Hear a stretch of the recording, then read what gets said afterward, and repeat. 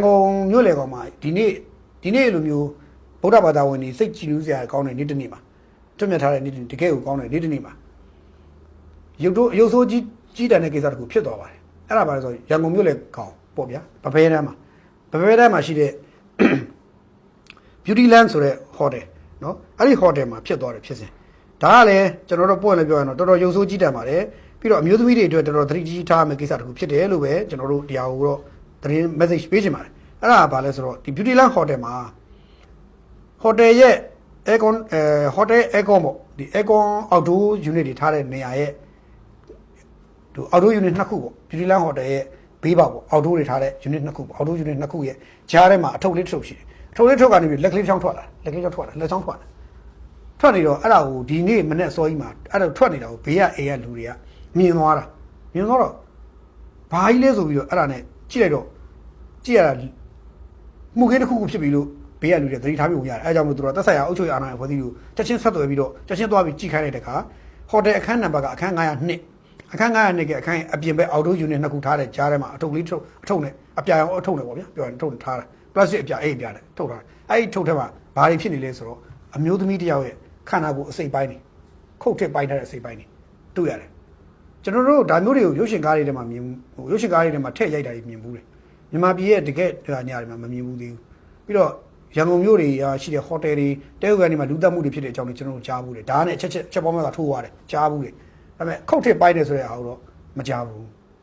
ဘုရားခုတ်ထစ်ပိုင်းသွားတယ်ဆိုတာတော်တော်ဆူပါတယ်ကျွန်တော်ပြဖို့မကောင်းဘူးလက်ဆိုရင်ဒီလိုလက်အုံလိုက်ပေါ့အုံလိုက်ကြီးခန္ဓာကိုယ်ဒီလိုလက်ဒီလိုအုံလိုက်ကြီးဇက်က အုံလိုက်ကြီးလက်ဒီဓာတ်အပိုင်ခန္ဓာကိုယ်3ပိုင်းလောက်ပိုင်းသွားတယ်လက်တဲ့ဒီလို2ပိုင်းပိုင်း6တွေလည်းပိုင်းလိုက်တယ်ပြောရင်တော့အနည်းဆုံးခန္ဓာကိုယ်9ပိုင်း10ပိုင်းလောက်ပိုင်းလိုက်တာအဲ့လိုပိုင်းလိုက်ထားတဲ့ပုံစံမျိုးနဲ့ဒီဆုံးသွားတဲ့အမျိုးသမီးတယောက်အဲ့ဖြစ်စဉ်ဒီကနေ့မနေ့မှာ9နာရီကျော်လောက်မှာအဲ့ဒီဟာကိုဒီဘေးနာအိမ်ဒီနေ့မနေ့ဘေးနာအိမ်ကြီးမြင်လိုက်လို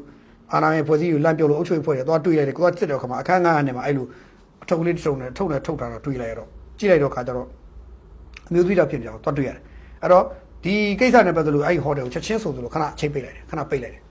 ်လိုက်ပြီးတော့ဒီဖြစ်စဉ်ဟိုတယ်တစ်ခုလုံးပြန်စစ်ဆေးမှုလုပ်တယ်ဟိုတယ်မှာရှိတဲ့ဝန်ထမ်းတွေကိုတစ်ခုလုံးတယောက်ချင်းစီကိုမေးတယ်စစ်ဆေးမေးမြန်းတယ်ပြီးခဲ့တဲ့ရက်ပိုင်းအတွင်းမှာနောက်ဆုံးအလုပ်ဆင်းခဲ့တဲ့နောက်ဆုံးရက်သက်အတွင်းမှာအလုပ်ဆင်းခဲ့တဲ့ဒီသေဆုံးသူလက်အပိုင်းပိုင်းပြကိုခန္ဓာကိုယ်ပိုင်းပြသေဆုံးသူရဲ့အမျိုးသမီးအလောင်းကိုတော့ရင်ခွဲရုံပို့တယ်ပြီးတော့ဆေးဆရာဝန်တွေနဲ့စစ်ဆေးတယ်သေဆုံးတဲ့ရက်ကာလကိုခံမှန်းတယ်ပေါ့ဗျာဆိုတော့ဖြစ်နိုင်ခြေရှိဆုံးဒီအခြေအနေကိုကြည့်ချင်းအဖြစ်တော့ဖြစ်နိုင်ခြေရှိဆုံးကတော့ဒါဒီနေ့ကအောက်တိုဘာ6ရက်ဆိုမနေ့ကအောက်တိုဘာ9ရက်သို့မဟုတ်အောက်တိုဘာ4ရက်လွန်ခဲ့တဲ့1ရက်သို့မဟုတ်2ရက်အတွင်းကလွန်ခဲ့တဲ့24နာရီ48နာရီအတွင်းမှာဒီဖြစ်စဉ်ဖြစ်သွားတာဒီလူသားမှုဖြစ်သွားတယ်လို့ပြောလို့ရတယ်ပြောတယ်လွန်ခဲ့တဲ့48နာရီအတွင်းမှာလူသားမှုဖြစ်တယ်လို့ခံမှန်းလို့ရတယ်ကျွန်တော်ရဲ့ခံမှန်းချက်ပါဟိုဆေးဆရာဝန်ရဲ့ခံမှန်းချက်မှုတွေပေါ့ကျွန်တော်ရဲ့ခံမှန်းချက်မှာတော့လွန်ခဲ့တဲ့48နာရီအတွင်းမှာဖြစ်ခဲ့တဲ့လူသားမှုလို့ပြောလို့ရတယ်โอเคအဲ့တော့ဒီ48နာရီအတွင်းမှာအလုပ်လုပ်ကြတဲ့ဝန်ထမ်းတွေကိုအကုန်လုံးပြန်စစ်တယ်ဟိုတယ်တာဝန်ရှိသူတွေကိုစစ်တယ်စစ်ပြီးတာနဲ့မေးမြန်းမှုတွေတာဝန်ရှိသူတွေလုပ်နေတယ်လုပ်ပြီးတော့ခုန CCTV ရှိလား CCTV ပြန်ရှာတယ်အဲ့နာပြပတ်လည်းမရှိတဲ့ CCTV မှတ်တမ်းတွေကိုပြန်လိုက်ကြည့်တယ်နော်အဲ့ဟိုတယ်ပြပတ်လည်းမှတ်တမ်းလိုက်ကြည့်တယ်ကြည့်ပြီးတော့ဟိုတယ်ဝင်ထွက်အတက်အဆင့်ဘာတွေကိုလုံးသူကိုစစ်ပြီးတော့ဖြစ်နိုင်ခြေရှိဆုံးဟာတွေကြည့်လိုက်တယ်အမျိုးသမီးနဲ့အမျိုးသားတွေတို့တွဲတက်သွားတဲ့ဟာမျိုးတွေအမျိုးသမီးကနောက်ကတက်သွားတာမျိုးတွေအမျိုးသားအဲ့လိုအကုန်လုံးပေါ့ဗျာဒီဝင်ထွက်မှတ်တမ်းတွေကိုပြန်ပြီးတော့စစ်ကြတယ်ဆိုတဲ့မျိုးတွေတွေ့ရတယ်ဆိုတော့ဒီဖြစ်စဉ်နဲ့ပတ်သက်လို့တေဆုံးသူဘယ်သူလဲဆိုတော့ဒီကနေ့အော်တိုဝါ6ရက်နေ့ညနေစောင်းအထိကျွန်တော်ရုပ်သံပြောတဲ့ည8နာရီခွဲအထိမသိရသေးဘူးကျွန်တော်စုံစမ်းကြည့်သလောက်မသိရသေးဘူးဘသူဆိုတာကိုဘသူမှအတိမပြုနိုင်သေးဘူးမှုခင်းဆရာဝန်တွေကတော့မှုခင်းဆရာဝန်တွေရဲ့ TV ကျမှာတော့48နာရီအတွင်းသေဆုံးထားတယ်ဆိုတော့အသုံးသက်ချက်မျိုးတော့ထွက်ကောင်းထွက်နေလိမ့်မယ်ဒါပေမဲ့ဟိုကတော့ဘယ်သူလဲဆိုတာမသိဘူးဒီမျိုးသမီးဘယ်သူမှမသိဘူးသူအထောက်ထားမရှိဘူးဘာထောက်ထားမှပါမလားတော့ဘာမှမရှိတော့ဘယ်သူမှမသိဘူးမသိတော့လောက်ရကြရခက်တယ်ပေါ့ဗျာဆိုတော့တခါဟိုတယ်ကိုစစ်လိုက်တဲ့ခါကျတော့လေဒီအမျိုးသမီးအဝင်ထွက်နေပတ်သက်လို့ဟိုပါပေါ့မှတ်ပုံတင်နေအထောက်ထားယူထားတာတွေတေချာရှိတဲ့ပုံမပေါ်ဘူးဗျမပေါ်ပြအောင်ဘာလို့ဆိုတော့ကျွန်တော်တို့ဒီဖြစ်နေတဲ့နောက်ပိုင်းမှာဖြစ်နေတာပေါ့နော်ဆိုတော့ဖြစ်နေတာကြည်ချင်းအဖြစ်တော့ဟိုဒီနောက်ပိုင်းမှာဟိုတယ်တွေလုပ်နေတဲ့တဲခွက်တွေတချို့တဲခွက်တွေလုပ်ရတယ်ကျတော့ဒီလူမျိုးပြစ်မှုတွေဖြစ်လာရင်မှုခင်းတွေဖြစ်လာရင်ဖော်ထုတ်ရခက်တဲ့ဖြစ်စဉ်မျိုးဖြစ်တယ်ဆိုတော့ဒီဟိုတယ်တွေမှာအခုနောက်ပိုင်းလူတွေတဲကြခိုးကြတယ်ဆိုလို့ရှိရင်ပုံမှန်ဆိုရင်မှတ်ပုံတင်ပေးရပါတယ်ညအိတ်တဲတယ်ဆိုရင်ညအိတ်တဲ့လူတယောက်ရှိတယောက်နှစ်ယောက်ရှိနှစ်ယောက်အဲ့နှစ်ယောက်ကမှတ်ပုံတွေကိုပေးလိုက်တယ်ပြီးပြီးအဲ့ဒါကိုတချို့ဟိုတယ်ဆိုရင်ဒီဟိုဘာလို့လဲဆိုမိတ်တူဆွဲလိုက်တယ်မိတ်တူဆွဲပြီးတော့မှတ်ပုံတွေပြန်ပေးတယ်မှတ်ပုံတွေမိတ်တူယူထားတယ်ဟိုတယ်အခန်းမှာ2ယောက်အိတ်ပဲဆိုရင်2ယောက်စား3ယောက်ရင်3ယောက်စားအဲ့လိုဘာဖြစ်တယ်ယူတယ်အဲ့လိုကဒါပုံမှန်ညအိတ်တဲ့ဟာတွေပေါ့ ညမအိတ်တဲ့ဟာတွေကြားလို့ရှိရင်ဘာလို့ကြားလဲဆိုတော့ဒါကညမအိတ်လေတချို့ဟာဆိုရင်တယောက်ပေါ့နော်နှစ်ယောက်ချီပါလာရင်တော့တယောက်ကမှတ်ဖို့တွေ UV scan ဖတ်တယ်အမျိုးတွေလောက်တာရှိတယ်အဲညမအိတ်တဲ့ဟာမျိုးကြရင်ဘာလို့လဲဆိုတော့အချိန်ပိုင်းနေပေါ့အချိန်ပိုင်းနေကြတော့လေမှတ်ပုံတွေတယောက်စာမှတ်ပုံတွေကိုယူတာများတယ်ဒါပေမဲ့ပြဿနာကဒီမျိုးတွေကအဲဒီပန်းဆိုရနာတဝိုက်ကနော်ပန်းဆိုရနာတဝိုက်ဒီဗဘဲရနာတဝိုက်တွေကမှတ်ဟိုတယ်တွေမှာတချို့တွေမှာကြတော့နိုင်အချိန်ပိုင်းလေးဆိုတော့မှတ်ပုံတွေမြူကြတော့ပြီးတော့မှတ်ပုံတွေပေးရမှာကိုလေဒီဇုံတွဲတွေကသိပြီးတော့မပေးချင်ကြဘူးမပေးချင်ကြတဲ့အခါကျတော့ privacy ပေါ့ဗျာဂျုံစုံတွေလည်း privacy သူ privacy ရဲ့သူမပေးချင်ကြတဲ့အခါကျတော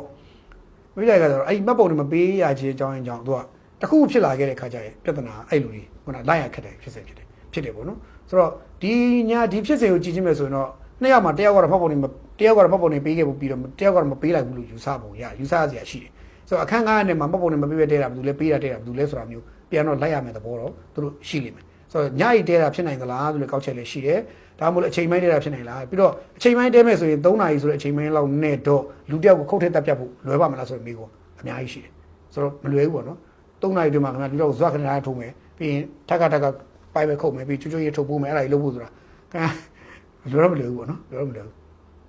ပြီးတော့အမျိုးသမီးခန္ဓာကိုယ်မှာဒီတစုံတယောက်ကတုပ်ပိုးတွေရှိနေမလားသို့မဟုတ်အဲ့ဒီမှာ control တွေပါကြံနေမလားစသဖြင့်ပေါ့ဒီအခန်းထဲမှာပါကြံမလဲဆိုတာကိုစစ်ဆေးရတယ်ရဲရတော့လုံဆုံးလို့တွေရသူတို့စစ်ဆန်ချက်စစ်နေတယ်ပေါ့ဗျာစစ်နေတယ်ပေါ့ဆိုတော့ဒီမှတ်ပုံတွေဟိုတယ်တွေမှာမှတ်ပုံတွေမယူတဲ့ကိစ္စမပေးတဲ့ကိစ္စတွေကလည်းအခုလိုက်ဟိဆိုတော့အခုဒုက္ခရောက်ပြီအခုဒီဖြစ်စဉ်သူဒါဘယ်သူပဲမမလိုက်လို့မရဘူးဆိုတာဒါမှတ်ပုံတွေမပေးဘဲနဲ့တဲသလားဆိုတဲ့မိကုန်းတွေရှိလာတယ်ပေါ့နော်ပြီးတော့အဲ့ဒီကျွန်တော်တို့ကြားဘူးတာတော့ဒီပန်းဆိုရနာတော့ဝိုက်ဒီပိုင်းညာတွေဘဲတန်းတို့ဘာလို့လဲမတော့ပါဟိုလှုပ်ရှားနေတဲ့ပြည်စာမျိုးသမီးတွေဆိုလို့ရှိရင်လည်းလှုပ်ရှားတဲ့ခါကျတော့ကြာလာတဲ့ခါကျတော့သူတို့တွေကအဲ့ဒီဟိုတယ်ရဲ့ရင်းနှီးနေပြီရင်းနှီးနေတဲ့ခါကျတော့အဲ့ဟိုတယ်သူတို့သိတယ်ဆိုဝင်သွားတယ်ဘာမှသိရွာဖြစ်ပြီးတော့ဝင်သွားတယ်ပြန်ဝင်သွားနိုင်ပဲပဲကြာတယ်ပြန်ထွက်လာတယ်အဲ့လိုဆိုတော့သူတို့တချို့ဟိုတယ်တွေကလည်းမျက်နှာတွေသိတယ်ဆိုတော့မယူကြဘူးပေါ့မှတ်ပုံတွေမယူကြဘူးဆိုမျိုးတွေရှိတယ်ပေါ့နော်ပြီးတော့အဲ့လိုဟိုမှတ်ပုံတွေမယူရတဲ့အတွက်လည်းသူတို့ခောက်ကြီးတွေမှာလည်းသူတို့ဟိုတယ်ဝန်ထမ်းတွေမှာလည်းရှိမှာပေါ့ဗျာလှုပ်ရှားရည်ရှိမှာဒါမျိုးတွေရှိမှာအဲ့တော့အဲ့ဒါတွေကအခုမှုခင်းလည်းဖြစ်လာအောင်ပြန်တက်ကုန်ရောတက်ကုန်ရောပေါ့နော်ဆိုတော့ပြီးတော့ဒီဖြစ်စဉ်ကိုခံမှန်းတဲ့အခါကျတော့ဒီအမျိုးသားကဒီ